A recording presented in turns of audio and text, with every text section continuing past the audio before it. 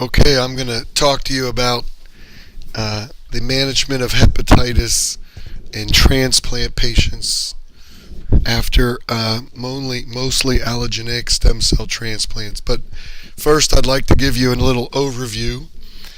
Please forgive my laryngitis here, so I'll try to talk loud. If you think of the hepatitises, the main ones are A, B, C, D, and E. A and E are mostly transmitted by the fecal oral contamination and don't have chronic hepatitis features, only acute. So most of what we'll be talking about is B and C, and I'll just happen to mention the D. So if you look at global estimates of HIV, Hep B, and Hep C, most of you are aware that Africa has the most HIV, followed by Asia, and then Latin America. But most of you probably don't know is that hepatitis C is actually much more common in Asia, followed by Africa, then Latin America. And then Hep B is well known to be in high concentration in Asia, followed by Africa, and then Latin America. And then Europe actually is number 3 on the list for Hep C, and a close number 4, or actually number 3 over Latin America. So Hep B and C, different parts of the world, you can see where the majority of it is. Now, when you think of hepatitis B and stem cell transplant, viral hepatitis is the third most common cause of liver dysfunction after an allogeneic transplant. Graft versus host disease is probably number 1, and at least in one series, liver failure deaths occurred, and this was a European study where they have a lot more Hep B and C, and most of those GVH liver deaths occurred in people that were also co-infected with Hep B and Hep C. There's also something called veno-occlusive disease that transplant patients get, and that would be the second most common cause of liver failure. And again, in the European study, most of them were co-infected with Hep B and C. And that was published in the European Journal of Gastroenterology and Hepatology. Another big cause of liver disease and transplant, of course, is the drug toxicity. Hep C, you should be aware, has little impact on short-term survival after transplant, and the biggest problem with Hep C is long-term survival due to rapid progression of liver disease over 10 to 15 years. Hepatitis B is a little different because we have better drugs to suppress that, and we can see an immune reconstitution syndrome with both of these, and some people have died of fulminate hepatitis when they have had Hep B or Hep C, and when you stop viral suppression, they may die of fulminate hepatitis. And that was published in 2008 Blood Reviews. So if we look at Hep A, it's in third world countries, as you can see here. High incidence also in Greenland.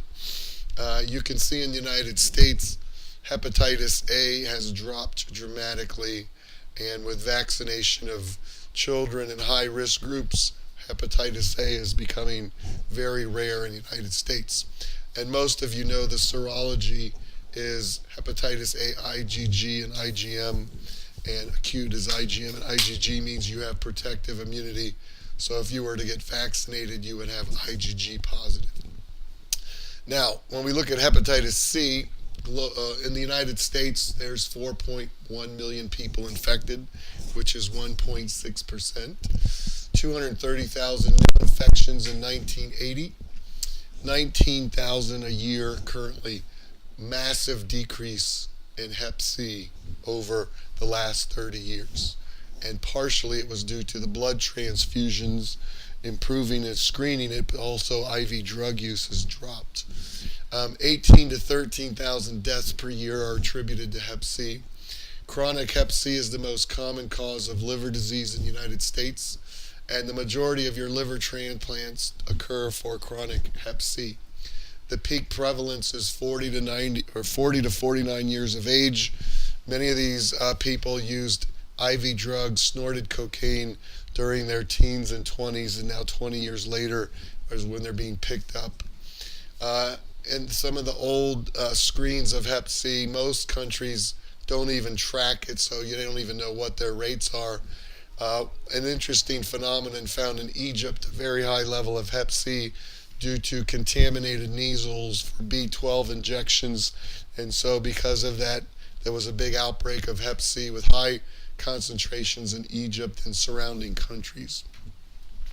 And then you can see if you look at blood donors, Egypt had a very high level of Hep C in their random blood donors because of those contaminated needles with the B12.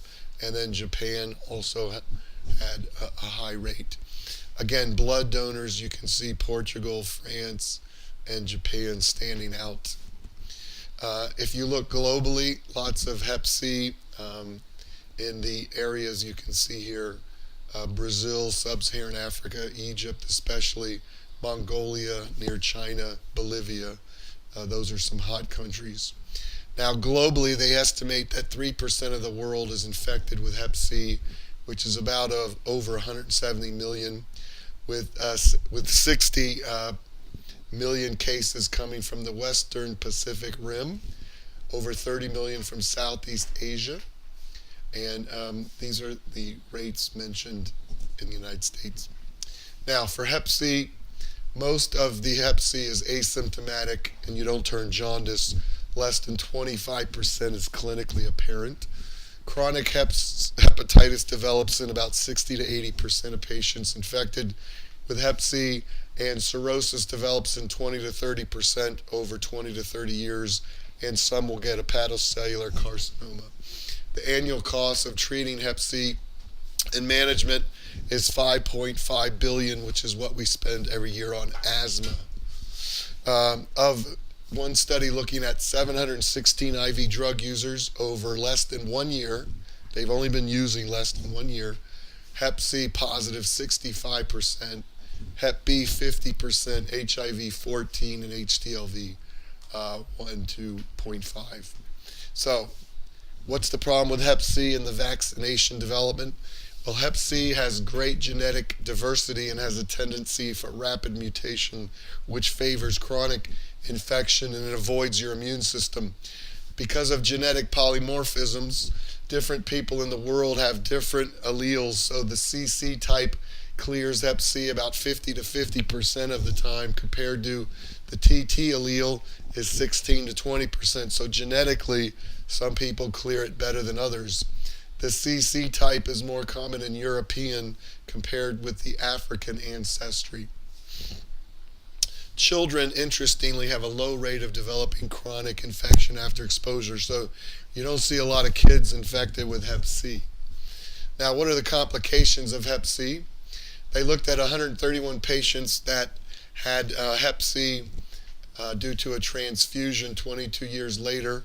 23% of them had chronic active hepatitis, 51% cirrhosis, cancer of the liver, and 5%. And now Hep C accounts for 1/3 of all liver cancer in the United States. Hep C genotype 1B is greater than 2A and C to give you liver cancer. What are the risk factors for Hep C? The number one risk factor with the highest odds ratio is IV drug use. Then down the list is blood transfusions before 1992. Sex with an IV drug user is 6.3. Having been in jail more than 3 days, 2.9. Religious scarification, 2.8. Having been stuck or cut with a bloody object, 2.1. Pierced ears or body parts, 2.0. Lifetime history of over 20 sexual partners, don't have a number, but it's increased risk. If you're non-Hispanic, Black, or Mexican American, you're at higher risk.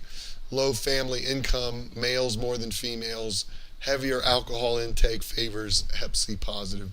And the big one that most people aren't aware of is intranasal cocaine use has been implicated, which does not require IV needles, and they believe that the cocaine causes vasoconstriction of the nasal mucosa, and as you share the straws at parties or wherever, the blood on the straws gets from one person to the next, and someone may have Hep C snorting cocaine. So Hep C progression, if you're overweight and have steatosis, you're at increased risk of developing fibrosis with Hep C. If you have moderate alcohol intake with Hep C, you're at higher risk of fibrosis. Progression is actually slower and histology is less severe in the African American population. Interestingly, marijuana use will increase the development of steatosis and more rapid fibrosis development due to the components of marijuana. Now, Hep C testing typically is a screening test where they use the ELISA immunoassay. If that's positive, they will back it up with a confirmatory test called a REBA, which is a recombinant immunoblot assay. And then if you really want to know, is the patient still actively infected, you would get a hepatitis C PCR quantitative. And then if that were positive, you may want to get a genotype to see which genotype it is so you can come up with a prognosis. The ALT is, of course, checked as well. And then ultimately, does a liver biopsy have to be done? So if someone is Hep C, EIA, and REBA positive, but the PCR is negative, what does that mean? Well, the most likely meaning is that they had a prior infection, but they're not currently infected because 20 to 45% will spontaneously clear. You could have a false positive EIA, but that's unlikely to also have a false positive REBA, which is an immunoblot assay. And then you could be intermittently viremic, where you're going up and down, and we happen to catch you when you weren't viremic. That's rare. Now, ALT levels with chronic Hep C, you need to know there is a poor correlation with the absolute ALT level and your liver histology. So we don't get all excited if your ALT is low versus high. There's a wide variety of ALT levels with chronic Hep C over time. Up to 1/3 of patients will have a normal ALT. 25% it'll be more than twice normal, and slight elevations are usually seen in the remaining patients. Now you can, if you get into liver pathology treatment, you can use the AST-ALT ratio. If it's greater than 1, it had 100% specificity and 53% sensitivity for cirrhosis if you use the liver biopsy as your gold standard. Now, what about Hep C and giving corticosteroids? What happens then? There will be a temporary increase in your Hep C viral load, and that will then decrease after you stop the steroids within 1 to 5 weeks, and it has no clinical relevance per se. The ALT will tend to decrease while you're on the steroids because it's decreasing inflammation, but when you stop the steroids, you will have a rebound, increased ALT slightly. Now, for extrahepatic manifestations of Hep C, these occur in 38% of patients, and you should all be familiar with them. So, hematologic diseases, cryoglobulinemia, lymphoma has been associated with Hep C. Renal disease, particularly membranoproliferative glomerulonephritis. Autoimmune diseases such as thyroiditis. Derm conditions such as porphyria cutanea tarda and lichen planus. And diabetes, interestingly, has been linked with Hep C. Now, if you look at most of your sources, you can see IV drug use predominates, sexual, transfusions before screening, and then there's still the unknown, how did they get Hep C? You can see by risk factors, IV drug use overall is increasing, sexual is sort of bouncing around, healthcare related, and then transfusion. There's been a massive drop, though, in the incidence of Hep C, not just because of cleaning the drug supply, but also the decline in IV drug use. And then when they started screening blood for Hep B surface antigen, that had an effect on getting rid of Hep C. And as they started screening other groups, the core antibody, it had a continued decrease. And then finally, these Hep C screening started in about 92. So the banner year was 92 for Hep C screening. And then this test got better and better. So now your risks are like 1 in 2 million blood transfusions currently. So you're approaching 1 in 2 million to get Hep C, B, and HIV. So the screening test is very effective. Now, if you are a nurse or paramedic or lab tech, you may be at a little bit higher risk of Hep C from this old study because of exposures, and physicians are about 0.6%. Now, with Hep C, you will get an ALT elevation usually between 500 to 1,000, usually not higher, and then it comes down and bounces around along with your Hep C PCR. What is the treatment of Hep C? Classically, it's interferon and ribavirin in combination since 1998. They found the addition of ribavirin led to higher viral clearance, much better than interferon alone, and less relapse when you stop treatment. And then pegylated interferon has replaced the interferon standard with ribavirin, and you can have sustained virological response with a undetectable PCR in 35 to 55%. If you're genotype 1, you have a 45% response rate. If you're 2 or 3, you have an 80%, so it's important to know the genotype to determine your response rate. The treatment is about 1 year on average. Now, if you wanted to know how to do this, here's how the pegylated interferon is given along with the ribavirin, and you're having to do a lot of blood testing because of the toxicity of the drugs. So you have to have a really good setup to treat hepatitis C. Remember, there are 6 genotypes. 80% in the US are 1A and 1B, and the response rate is better for 2 and 3, 4, and the worst for 1. The treatment of Hep C, investigational drugs, telaprevir, boceprevir, and polymerase inhibitors. So some of the HIV drugs are being looked at for Hep C. Interesting point, cyclosporin, which is used heavily in transplant, will inhibit Hep C replication in cell culture. Another interesting finding is Alinea nitazoxanide. Not only does it have activity against rotavirus and norovirus, it actually can inhibit both Hep B and C replication in cell culture, and people are doing experiments with that drug. Hep C immune globulins being looked at as well to possibly treat Hep C. And then there's actually a vaccine being worked on, but nobody is very hopeful that it's going to be out anytime soon due to the frequent mutations and the quasi-species. And then even the homeopathic group is in on it. A lot of your AIDS patients are reading about this, and they're finding out that an extract of milk thistle seeds, psilocybin, actually has Hep C activity, and there's now a study ongoing to prove or disprove whether it is real or not. Now, the treatment of chronic Hep C in the allo transplant patients, there's not a lot of literature out there, but they had almost 100 patients with chronic Hep C, mostly in Europe. These studies are done. 36 liver disease from Hep C on liver biopsy, 61% treated of those. 9 got pegylated, 9 standard with ribavirin, and in a small number, not very good, sustained virological response, 20%. So it's not something like you want to go jump on board about it. 10% with interferon alone. Again, the numbers are small, and that was published in 2005. The outcome of Hep C infected stem cell patients.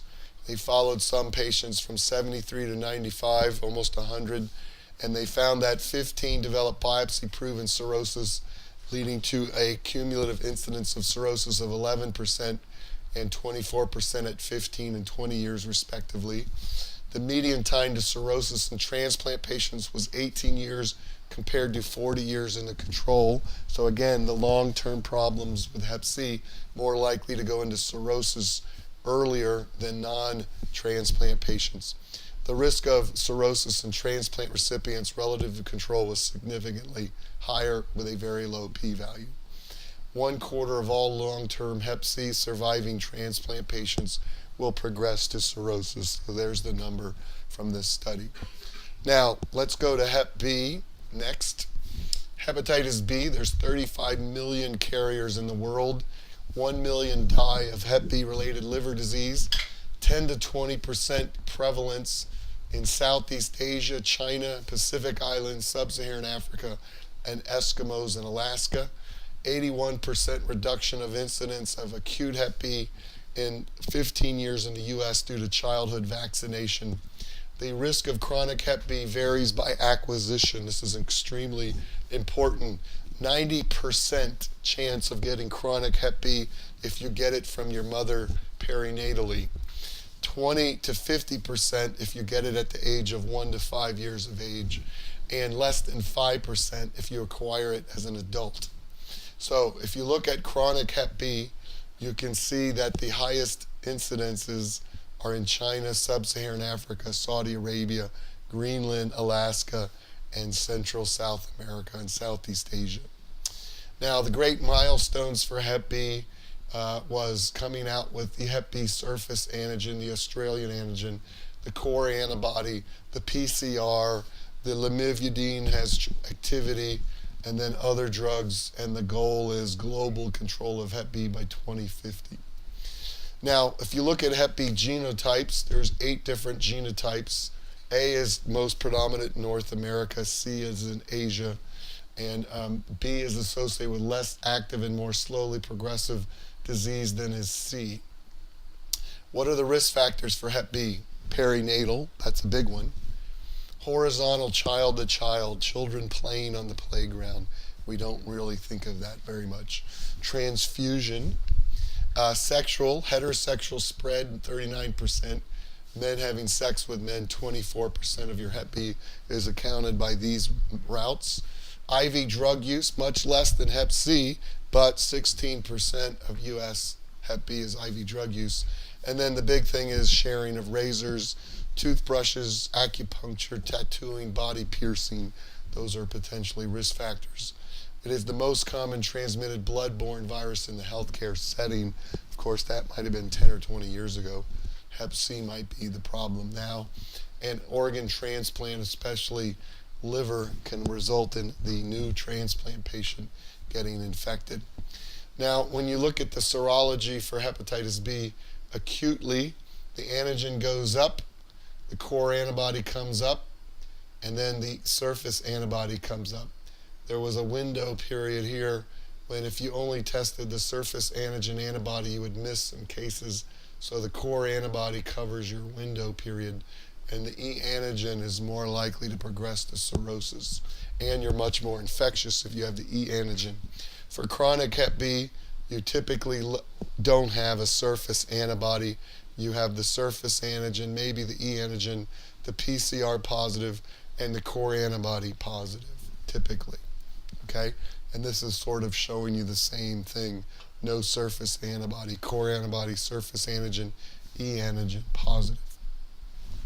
Now, when you look at hepatitis, again, perinatal, much more likely to go to chronic. 30% of the chronics go into cirrhosis, 5 to 10% the liver cancer. Liver failure, 23% every 5 years, leading to death. Chronic Hep B, the 6th leading cause of liver transplant in the United States. Now, the rationale for treating Hep B is to reduce progression of chronic liver disease and reduce other long-term complications such as liver cancer, and try to prevent transmission to other people. So you can see that Hep B has multiple stages of development where you can try various drugs to stop the replication and spread of Hep B. So treatment strategies: interferon, standard or pegylated. Lamivudine, high rate of resistance, 50%. This is the most common one used. Most of the studies are with Lamivudine. Entecavir, known as Hepcira, can be nephrotoxic. 25%, however, will have no response, so you have to keep that in mind. Entecavir, also known as Baraclude, very potent, low resistance, 1 to 5%, so that's important. Tenofovir, again, very potent, resistance rare, but is nephrotoxic. And then telbivudine, high resistance and expensive. And the treatment duration is 5 years to indefinite, long time. So what are the management goals? Suppress viral replication, try to prevent necrosis, try to reduce cirrhosis, liver cancer, and you want to treat them if they have persistently elevated AST, chronic active inflammation by biopsy, and a viremia over 100,000 PCR. The treatment endpoint is to make the PCR DNA Hep B undetectable, make the E antigen go away so they seroconvert to negative, normalize the ALT, make your histology look better, and get rid of the surface antigen. And if you do that with efficacy with Adinavir over 3 years, you can see that the longer they stayed on it, the greater the chance that they were able to clear their PCR DNA to almost over 50%, their ALT normalized to 81%, and the hepatitis B antigen normalized in 50%, and the E antigen was 50%, and the surface was 43%.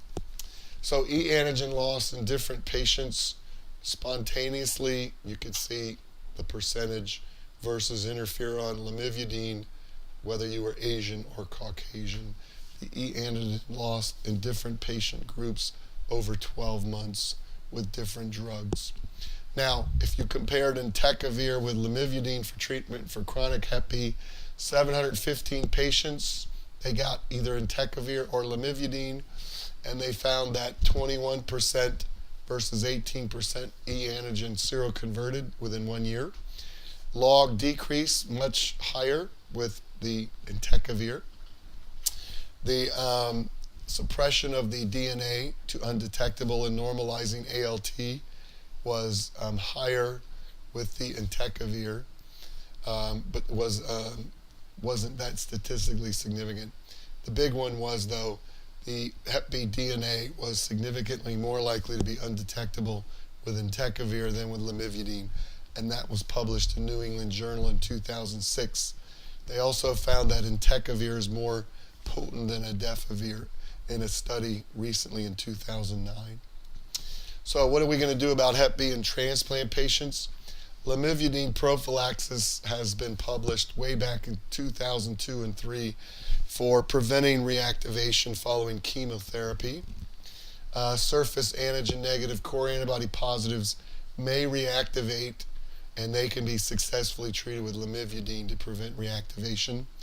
There's been 29 cases of Hep B core antibody positive surface antigen negative reactivation following allotransplant, and some of them can get fulminate hepatitis, so you have to watch for those.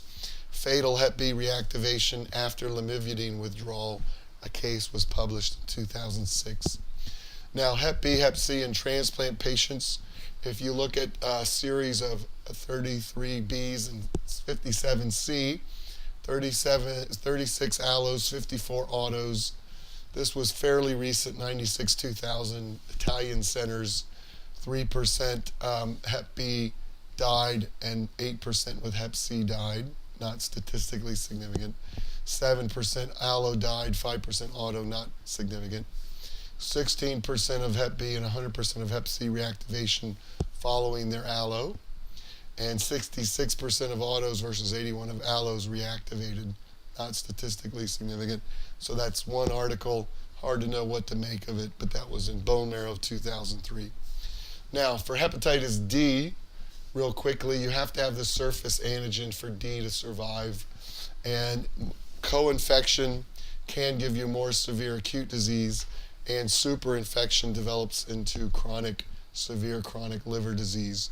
The spread is just like with B, injection, drug use, and sexual contact.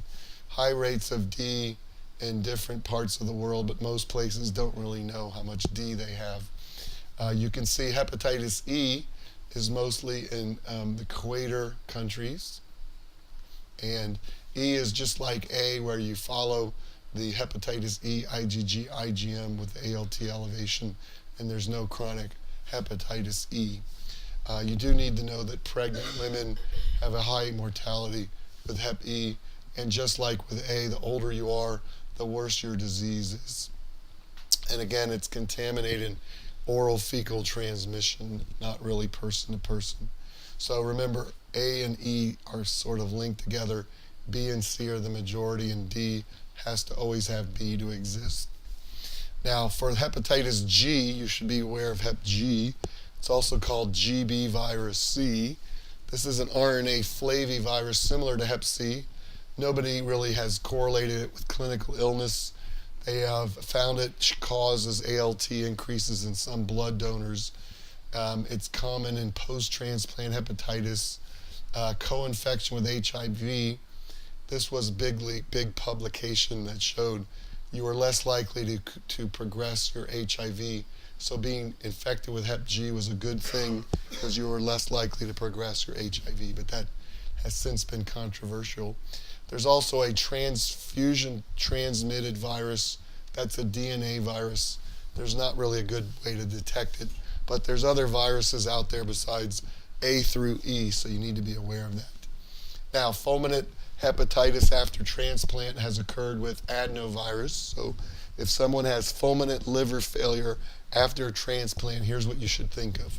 Adenovirus, herpes simplex virus with no lesions elsewhere can cause fulminant liver failure. Of course, you're going to have to biopsy to prove it. Varicella zoster has been implicated, again with no cutaneous lesions. Hep B, that's not a surprise, that can cause it. Hep C, that's not a surprise, that's been well known. And then liver transplant after fulminant liver failure occurred from a patient who was an allogeneic bone marrow transplant. He had Hep B, and he stopped his Lamivudine, and then stopping that Lamivudine resulted in a massive inflammation of his liver until it was fulminant. And then he had to have a liver transplant in addition to his allo transplant. So that has been done. So thank you for your attention, and we'll call it quits for the day. Thank you.